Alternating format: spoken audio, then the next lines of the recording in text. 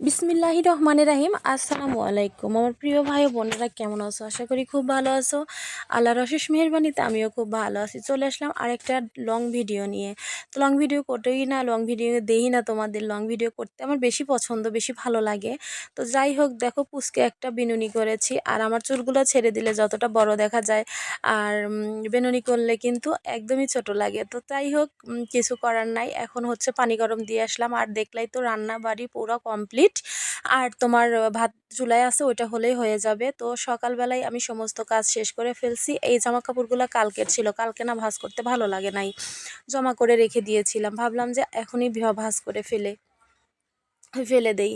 আর মেয়ের তো পরীক্ষা আছে, মেয়ে পরীক্ষা দিতে যাবে 11:30টার সময়। এই কারণে আরও সকালবেলায় দুপুরের রান্না বাড়ি সমস্ত কিছু কমপ্লিট করি, মেয়েকে যাওয়ার আগে আবার একটু খাইয়ে দেই। তো যাই হোক, সব কিছু গুছিয়ে দেখো পরিষ্কার করে নিলাম। একটু বিছানাটা ঝাড় দিয়ে নেব, যদিও পরিষ্কার একদম পরিপাটি। রাত্রে ক্লিন করে রাখি, একটু শুধু ঝাড়া দিলাম। আর মেয়েরা রোদ্রে বসে, ঘরে বসে নাই, এই কারণে বিছানাটাও নোংরা হয় নাই। তো সমস্ত ঘর পরিষ্কার করে প্রত্যেকটা রুম সুন্দর করে পরিপাটি করে ঝাড়ু দিয়ে নিছি। এখন উঠোনটুকু ঝাড়ু দিলেই ঝাড়ুর কাজ কমপ্লিট হয়ে যাবে। আর আজ উঠোন ঝাড়ু দিয়ে তারপরে হচ্ছে সকালে জামা কাপড়গুলো শুকাইতে দিই। তার কারণ হচ্ছে ধুলাবালি পরে জামা কাপড়ে একদম ময় হয়ে যায়, সে কারণেই আগে উঠোনটা ঝাড়ু দিয়ে নেওয়াটাই ভালো। তো যাই হোক, এখন হচ্ছে উঠোনটা ঝাড়ু দিতেছি। আর এখন তো পাতা পড়ার সময়, বাগান যেহেতু একদম বাসার সঙ্গেই, প্রচণ্ড পাতা পড়ে, এত গাছের পাতা পড়ে যে ঝাড়ু দিলেও মনে হয় না যে ঝাড়ু দিছি, কিছুক্ষণ পরে যেমনকার তেমনই হয়ে থাকে। তারপরে সকালের উঠোনটা ঝাড়ু না দিলে সকাল সকাল একদমই ভালো লাগে না। দেখো একটু একটু রোদ চলে আসছে, তাহলে বোঝো কত সকালে আমার সমস্ত কাজ কমপ্লিট। আর এই জামা কাপড়গুলো রাত্রেই কেচে রেখেছিলাম ওয়াশিং মেশিনের ভিতরেই, মানে ওখানেই রেখে দিয়েছিলাম, বের করি নাই। এখন সকালে ঘুম থেকে উঠে বের করে দিচ্ছি। আর হচ্ছে রাত্রে কেচে রাখলে সুবিধা হয়, সকালবেলা অত তাড়াহুড়োর মধ্যে আর এদিকটাতে খেয়াল দিতে হয় না। অনেক দিন আবার দেওয়ার কথা ভুলে যাই, সকালে উঠে দেওয়া হয়। তো চেষ্টা করি রাত্রেই ধুয়ে রাখার। আর এই যে দেখো ঝলমলে রোদে সুন্দর করে জামা কাপড়গুলো দিয়ে দিচ্ছি, কিছুক্ষণের মধ্যেই শুকিয়ে যাবে, যেহেতু অল্প একটু সময় রোদ পেলে হয়ে যায়। কেননা 80% শুকিয়েই বের হয়, সে কারণেই সুবিধা হয়েছে, আমার অনেক আরাম হয়েছে। তো যাই হোক, কাপড় ধোয়ার ঝামেলা থেকে বেঁচে গেছি।